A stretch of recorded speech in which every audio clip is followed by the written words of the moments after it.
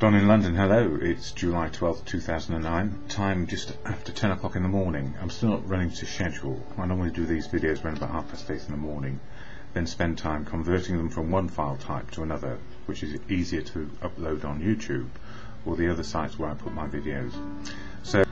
And my video is all about recovery from addiction to either substance or behaviour. And my addictive substance, alcohol, my behaviour, well, all over the place, to extremes, and probably no balance in there, really.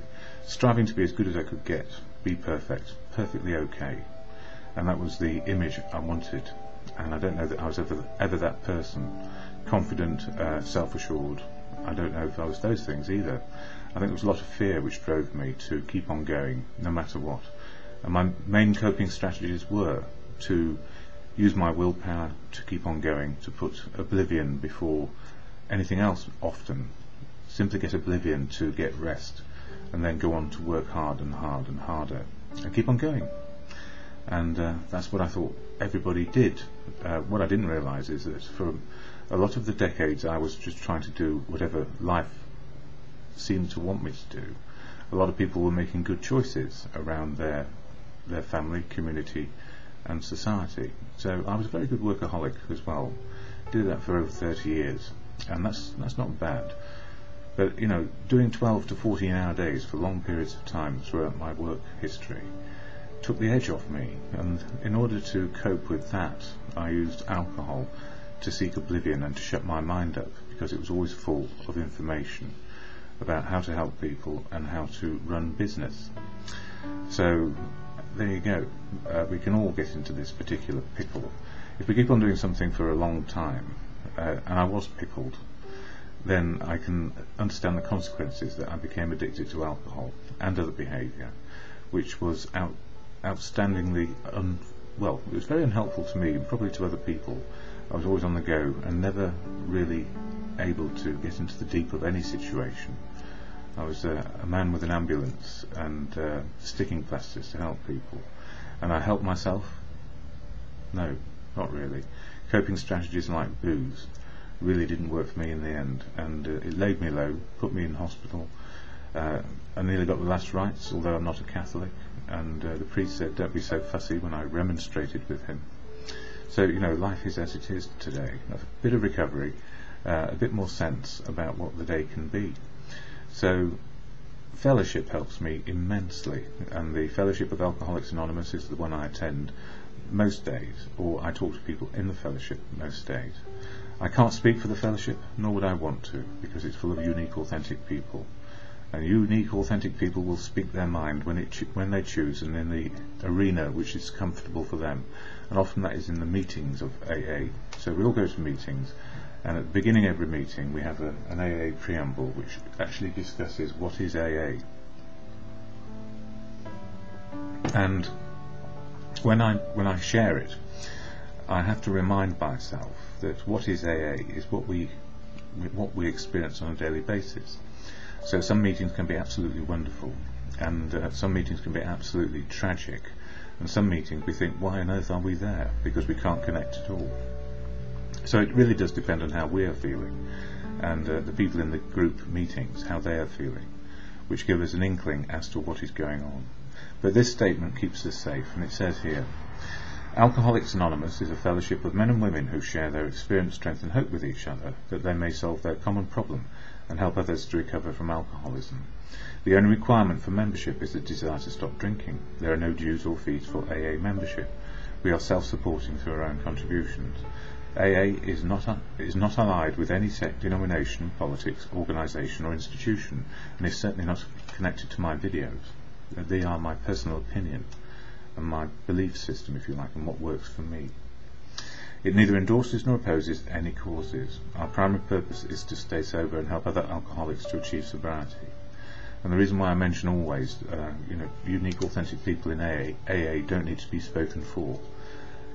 Absolutely. And Tradition 11, which says that anonymity is the spiritual it doesn't actually say that. We should retain anonymity at the level of press, radio and films. And a lot of that was to do with the stigma attached to being an alcoholic. And in step 12, where it suggests that anonymity is a spiritual foundation, Well, I don't know if that is true. I think the truth of life is the spiritual foundation. Seeing life on life's terms, the reality of now, is my spiritual connection.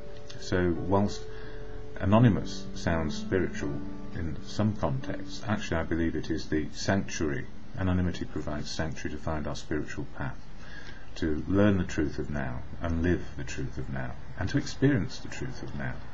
And that's as much as I want to say about that right now, but it comes up in one of the books today.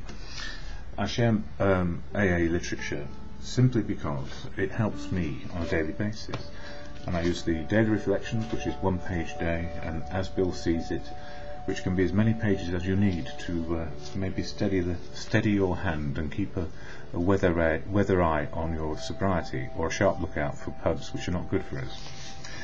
Anyway, in As Bill Sees It, this is quite interesting. Page 147, AA, the lodestar. We can be grateful for every agency or method that tries to solve the problem of alcoholism, whether of medicine, religion, education or research. We can be open-minded to all such efforts, and we can be sympathetic when the ill-advised ones fail. We can remember that AA itself ran for years on trial and error, and I run my life on trial and error all the time. As individuals, we can and should work with those that promise success, or even a little success, that is, stick with the winners. Every one of the pioneers in the total field of alcoholism will generously say that had it not been for the living proof of recovery in AA, they could not have gone on. AA was the lodestar of hope and help that kept them at it. Lodestar of hope. Hope is, yes, the only thing left in Pandora's box was hope. Everything else got out, all the nasties. And we need hope, otherwise we can fall foul of not having a higher power, not trying to be a part of, completely isolated, excluding ourselves and everyone, and putting alcohol in between us and reality. So it's easy to go back, and when there's no hope and we feel down and depressed, and at the moment I'm having a bit of a hard time, my system's upset by something I ate, so my insulin is wrong, the levels are wrong on my blood sugars. I'm type 1 diabetic, which means that my endocrine system is affected, and the endocrine system connects everything in the mood department in your head, or my head, and if the endocrine system is compromised, my outlook can suffer quite dramatically. Anyway, it's a dip for a day hopefully, and then I will be back to normal, or whatever normal is on a daily basis for us recovering alcoholics, only in recovery. Anyway, coming on to daily reflections, and this is the one which talks about giving up centre stage. And I need to remind myself actually that, in AA, nobody has any interest in Alcoholics Anonymous unless they have a problem, usually. So the actual scope of people looking at my videos is probably those who get some solace, or those who are wondering what to do about their drinking. So the gift is, I don't have ego around it, and sharing my truth means that I'm vulnerable, although I see that as a strength these days. So, giving up centre stage, it says, for without some degree of humility, no alcoholic can stay sober at all.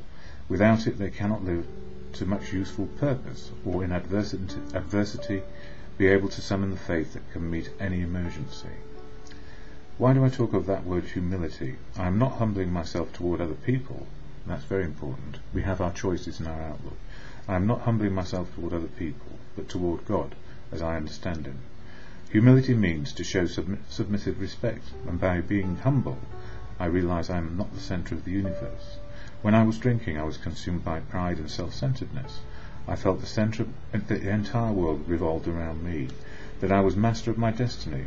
Humility enables me to depend more on God, to help me overcome obstacles, to help me with my own imperfections, so that I may grow spiritually.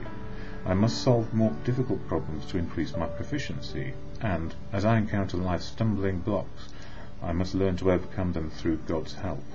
Daily communion with God demonstrates my humility and provides me with the realization that an entity more powerful than I is willing to help me if I cease trying to play God myself. So, how many times is God mentioned there? And the important thing is to have your own God and the one of your understanding. More later.